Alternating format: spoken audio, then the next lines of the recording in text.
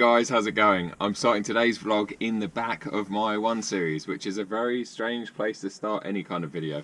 I want to demonstrate why I love hatchbacks so much, and the reason that I've got, say, my 135 over buying the 235 at the time. The reason for it really is practicality. Now, I do a lot of cycling, a lot of mountain biking, and I do lug things around. You know, I just like to have a car that's got a very big boot. I kind of count the 1 Series hatchback as a mini estate, if you like. It's very practical in the sense that with these seats folded, you've got a big opening in the back, so you can throw things like bikes in. And also an option that this car's got that very, very few 1 Series cars have got. And in fact, dealerships don't tend to know about this option. They don't seem very educated about this option. Basically just gives the front passengers a bit of safety, a bit of a safety net. This is called the luggage separating net on the configurator, but it needs to be purchased in conjunction with the load through system. So I've got the 3-way seats in the back here, so the middle section can come down, but obviously, yeah, either side can fold down as well on the one behind me, so it's very practical in that sense. But what this luggage net needs is the anchors in the roof, and they only come in factory ordered cars when you get the net and the load through system off the configurator. You can't get this retrofitted onto a current one. So if you're buying a used car and it doesn't have these anchor points here, then forget it, because you're not going to yeah, the luggage net is basically pointless and useless. It will not fit. So I'm going to show you how that fits now.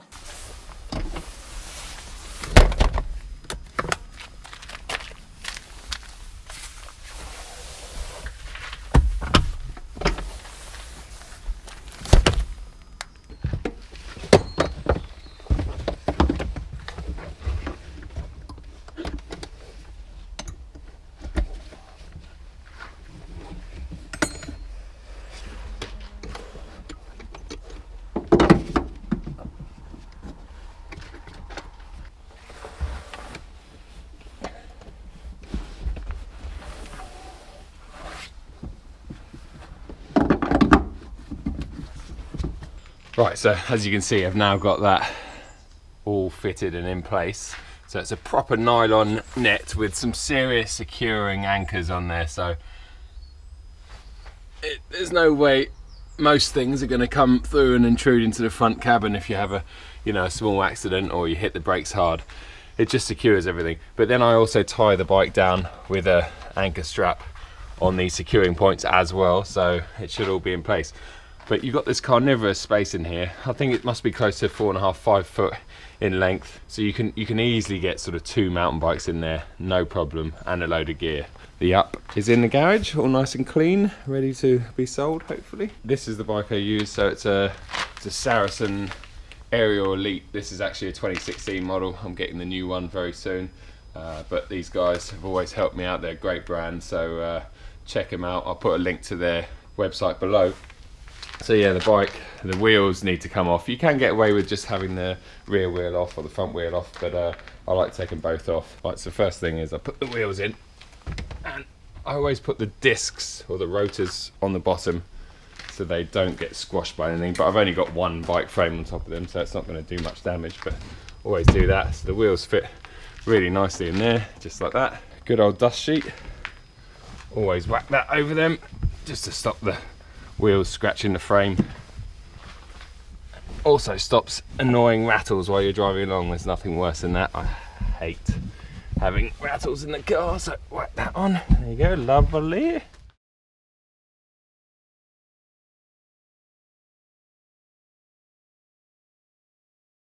So the last thing to do is just secure it down with this ratchet strap. So make sure there's a cloth or something over the frame again, because obviously you don't want the metal rubbing on the framework of the bike. So let's just see if I can do that one-handed. I probably can't. So there you go. So that's nice and tight now, and that's why I have the luggage separating net. It makes lots of sense. Right, let's get on the road. So I was just packing up my bike and about to leave my village when I heard what to me was distinctly a BMW M2. So I drove back out of where my garage area is and back through the village again, and there it was, a stunning Long Beach blue M2 parked outside a local pub. And as I got there, the owner and his family were getting out of it, and before I had time to even get out of my car, the owner, a guy called Andy, really nice guy called Andy, said, "Hey Joe, how's it going?" And I was like, "Yeah, you must be talking to me." So that was that was just bizarre. Obviously, you know, the BMW world, especially the M2 and the M-Light world, is a small world, and doesn't mean that I'm famous, but it's quite bizarre when someone says hello to you and you're like, "Oh God, do I know them? Do I recognise them? I don't know." But it was a beautiful car. So Andy, if you're watching this, stunning car and massively jealous. So I'm off to Swinley Forest, which is just near Bracknell, which is my local riding spot. It is a lovely, lovely day outside. It's cold, it's 4 degrees, but you know, beautiful sunshine. It's been dry for a few days. The trails should be pretty good. Off to Swinley.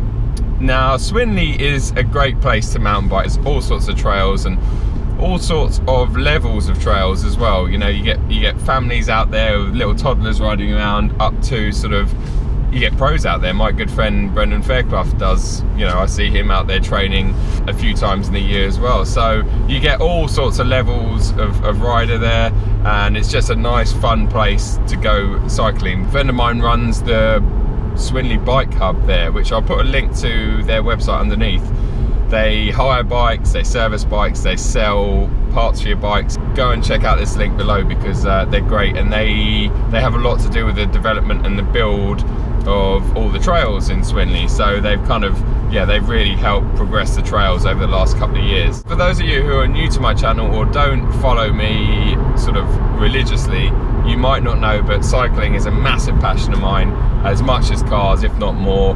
I used to race cross-country mountain bikes when I was really young, and then I raced downhill for about 10 years. I mostly ride enduro these days, which I just find the best compromise between sort of cross-country and downhill. Now, an enduro bike gives you between 4 and 5 inches of travel, so it's very good on the downhills. It's got quite slack head angles and stuff, so it descends very well, but it's light enough and geared enough to ascend, so you can pedal up the downhills when you sort of want to have some more fun. So it's a great bike, gives you exercise, but you get the downhill thrills at the same time.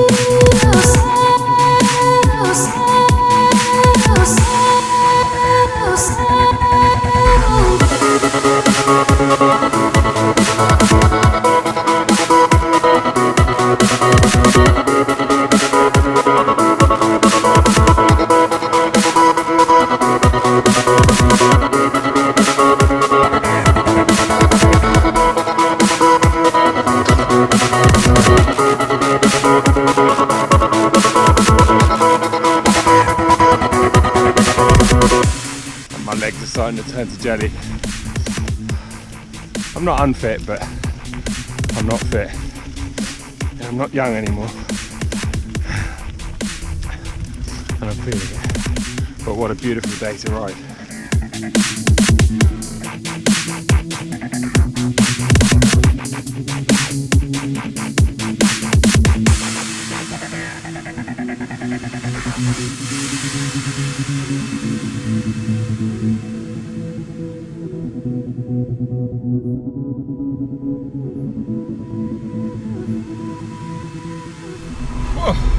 was a good ride.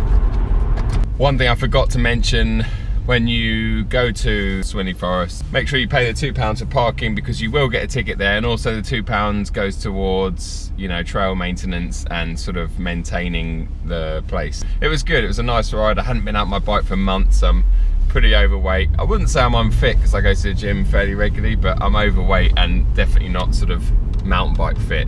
Thanks a lot for tuning in, as always.